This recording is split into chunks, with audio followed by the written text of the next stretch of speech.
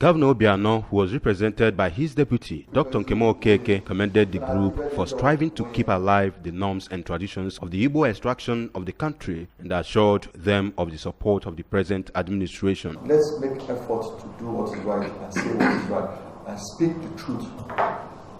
That is all that matters. Do what is right.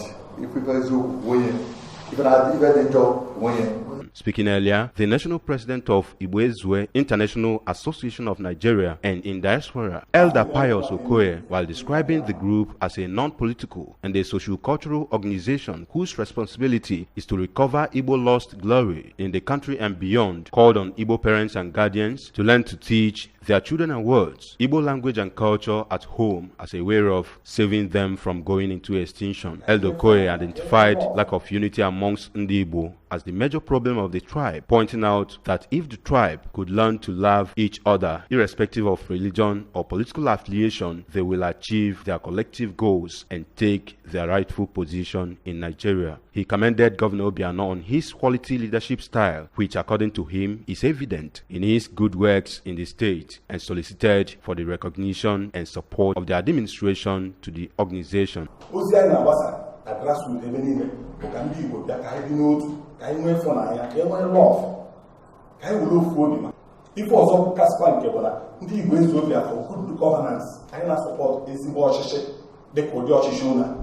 In a remark, the State Secretary of the Association, Chief Vincent Chukwura, thanked the governor for the warm reception accorded them, assuring him of the unflinching support of the group. Also speaking, the traditional ruler of Wahiafo community in Obingwa local government area of Abia State, who is the national patron of the association, Eze Amadi Azuogu, called on Ndi Igbo to imbibe the spirit of brotherhood and value their culture and traditions as their pride and identity. Na-emekọsị ife ọnụ ịfụnanya na ofu obi ka gọvanọ anyị bụ akpọkuo dike Willie Obiano na deputy ya bụ Dr.